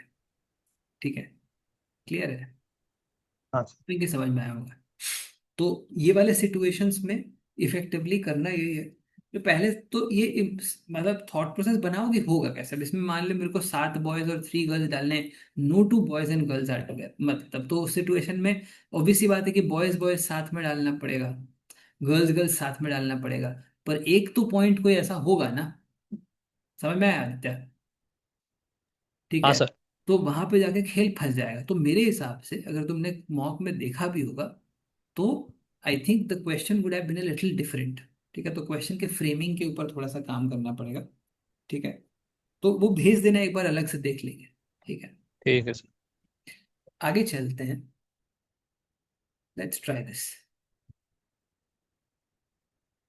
सॉलिड क्यूब, ठीक है, a solid cube is melted and recast as its dimensions change by 10%, 10%, -20. What is the percentage change in surface area? तो क्यूब है, उसका सरफेस एरिया बनेगा कैसे? देख, यहाँ पे अपने पास सरफेस एरिया हो जाएगा तुम्हारा 6a² और यहाँ पे हो जाएगा तुम्हारा 1.1a, 1.1a एंड 0.8a। तो 1.1 इंटू 1.1 हो जाएगा 1.21। ठीक है, 0.88, 0.88, 1.76 प्लस 1.21 हो जाएगा तुम्हारा 2.97। इसको डबल कर देंगे तो हो जाएगा 5.94a²। 6 से 5.94 कितना चेंज है? 1% का नेगेटिव चेंज है। हो गया। सक्सेसिव चेंज के ऊपर काफी क्वेश्चंस आते हैं जो कि आपका बहुत इजीली मल्टीप्लायर से सॉल्वेबल होता है। मल्टीप्लायर्स एक बार अच्छे से रिवाइज कर लेना, थोड़ा सा उसके अंदर भी पेस जनरेट हो जाएगा। तो इस टाइप के क्वेश्चंस इजीली निकल जाने चाहिए। A merchant buys goods at 20, sum of natural numbers वाले क्वेश्चंस। वो जरूरी नहीं है कि सम ऑफ नेचुरल नंबर्स ही हो, कई बार सम ऑफ स्क्वायर्स भी हो जाता है और कई बार सम ऑफ क्यूब्स भी हो जाता है। आई एम होपिंग कि ये भी आपको पता ही होगा। 1 से लेके n तक is n into N plus one by two. 1² plus 2² n² is n into N plus one into 2n+1/6। And finally 1³ 2³ n³ is n into N plus one by two whole square. ठीक है, तो एक तो ये हो गया। और दूसरा, जब हम अप्रोक्सीमेटली क्वाड्रेटिक सॉल्व करते हैं, वो दोनों बड़े इंपॉर्टेंट एलिमेंट्स से कई बार आ गए हैं। A merchant buys goods at 20, sells them for 2, 4, 6 etcetera etcetera, wants to earn at least 40% profit. ठीक है, was the minimum number of goods ही सेल्स। मान लिया अगर for example n item sell करता है, ठीक है, तो तुम्हारा टोटल सेलिंग प्राइस कितना हो जाएगा? 2 + 4 + 6 + 8 dot dot dot. Let's say तुम्हारा 2n, n आइटम्स अगर सेल करता है तो सेलिंग प्राइस हो जाएगा उसका 2n। So that is two, ये entire thing is n into N plus one, right? And this must be आपका एटलीस्ट 40% प्रॉफिट। तो एटलीस्ट 40% प्रॉफिट मतलब कितना हो जाएगा? Must be greater than equal to 28n, right? तो n जीरो होगा नहीं, कैंसिल आउट कर दो, तो n आपका ग्रेटर देन इक्वल टू 27 हो जाएगा। तो मिनिमम नंबर ऑफ गुड्स यहाँ से कैलकुलेट हो जाएगा। Is is clear to everybody और नॉट? पर कंफर्म करेंगे। Done.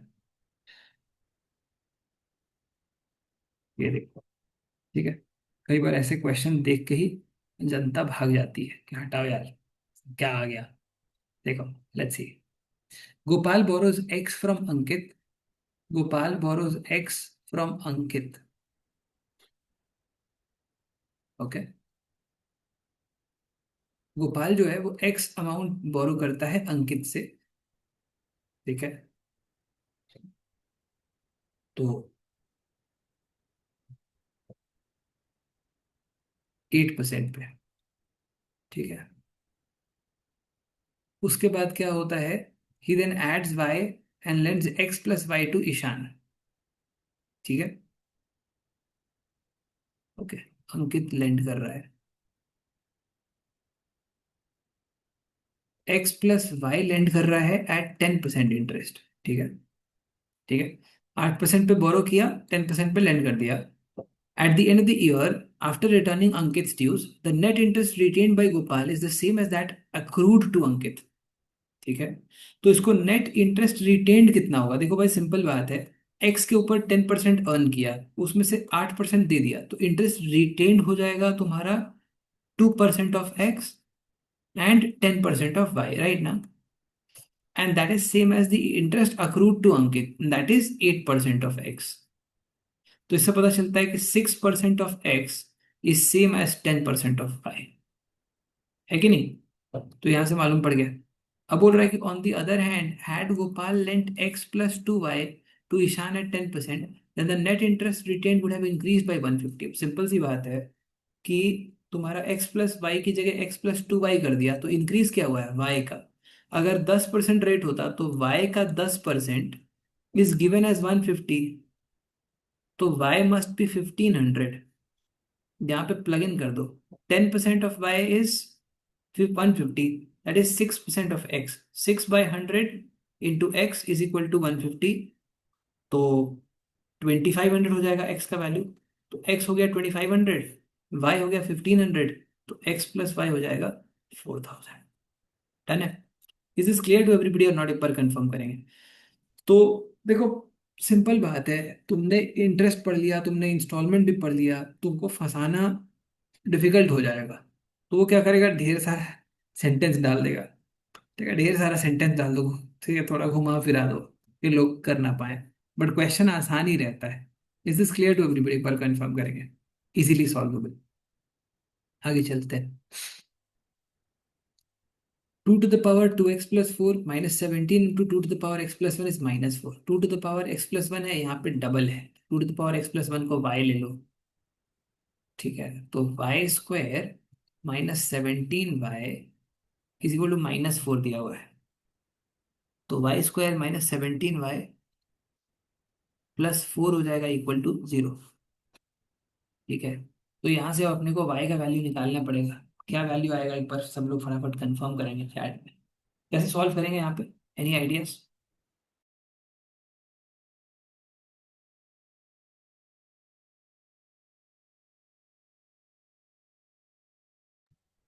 Y square -17y plus 4 है, ऑब्वियस सी बात है कि इसको तुमको मिडिल टर्म स्प्लिटिंग करने से काम चलेगा नहीं। y का वैल्यू कैलकुलेट करो, उसको 2 to the power x plus 1 से इक्वेट कर दो। तुमको चाहिए x, ठीक है, तो कैसे निकलेगा x? फिर log विथ बेस 2 ले लो। ठीक है, लेट्स से अपने को k मिल गया, ठीक है, या y का वैल्यू मिल गया, जो भी y का वैल्यू है उसको यहाँ पे सब्स्टिट्यूट कर दिया। x प्लस वाई निकालने के लिए log विथ बेस 2 लेना पड़ेगा। फिर x हो जाएगा log y base 2 minus y. ठीक है, ये हो गया तुम्हारा x कैलकुलेट करने का तरीका। ठीक है, तो जो पावर में है अगर उसका वैल्यू निकालना हो तो सिंपल बात है कि लॉगरिदम लेना पड़ेगा। ठीक है, जो पावर में है उसको जमीन पे लाना है तो लॉगरिदम लेना पड़ेगा। ठीक है, समझ में आया? आगे चलते हैं। Okay, alright. सेट थ्योरी के क्वेश्चंस क्वांट्स के अंदर कम ही आते हैं, लेकिन जब आते हैं तो काफी इस टाइप के सिमिलर टाइप के क्वेश्चंस आपको देखने को मिलेंगे। यस रोशिल को है। सर वो लास्ट वाले क्वेश्चन में आई थिंक 2x+4 है, x+1 है ना, तो क्या? वो 2 to the power 2x+4 है हाँ हाँ और 2 to the power 2x+1 है। हाँ हाँ, तो उसको भी कर सकते हो। यहाँ तो पे तुम्हारा 2 to the power 2 into x तुम्हारा हो जाएगा x+2। करेक्ट, तो इसको ऐसे लिख दो। तेरा यहाँ पे तुमको इसको लिखना है 2x+2 + 2। फिर इसको लिख दो 2² × 2 to the power 2x+2। फिर इसको लिख दो 2 टाइम्स x+1। ठीक है, उसके बाद तुम्हारा 2 to the power जो तुम्हारा यहाँ पे x+1 है उसको y ले लो, तो हो जाएगा 2² × y² -17 × y +4 = 0। तो ये 4y² आ जाएगा। Effectively nothing changes. तेरा यहाँ से y का वैल्यू तुम अब इसमें इस वाले केस में तुम मिडिल टर्म स्प्लिटिंग करके कर पाएगा, यहाँ पे ले आएगा। 2 to the power x+1 को y से इक्वेट कर देगा, फिर log विथ बेस 2 ले लेगा, तुम्हारे को ये वैल्यू मिल जाएगा, फिर x निकाल लेगा। क्लियर है? Okay sir. Done। आगे चलते हैं। Of 60 students, those who chose maths also chose physics. No one chose maths and chemistry. 16 chose physics and chemistry. At least all did at least one subject. ठीक है, total 60 लोग। पहले 60 बना देते हैं। ठीक है, ये बहुत सिंपल है। एक रेक्टेंगल बनाओ, बाहर टोटल लिख दो। ठीक है, इसके अंदर जहां पे कुछ नहीं वहां जीरो लिख दो, because everybody took at least one. ठीक है। अब math, those who chose math also chose physics, no one chose maths and chemistry. ठीक है। तो जो मैथ्स वाला है वो फिजिक्स भी है। ठीक है। जो भी मैथ्स वाला है वो फिजिक्स भी है। So those who chose maths also chose physics, no one chose maths and chemistry. 16 chose physics and chemistry. 16 chose physics and chemistry. ठीक है। 16 chose physics and chemistry. Okay, okay, okay. Would I find the maximum and minimum number of people who did chemistry only? ठीक है। Okay. इसको A ले लेते हैं, इसको B ले लेते हैं, इसको C ले लेते हैं। ठीक है। बोल रहा है मैक्स एंड मिन C का निकालना है। तो यहां से देखो A+B+C+16 हो जाएगा 60। तो A+B+C हो जाएगा 44। यहां तक क्लियर है सब लोगों को? ये तो काफी स्ट्रेट फॉरवर्ड है। ठीक है। और कुछ दिया हुआ है? Okay. Students doing exactly one subject.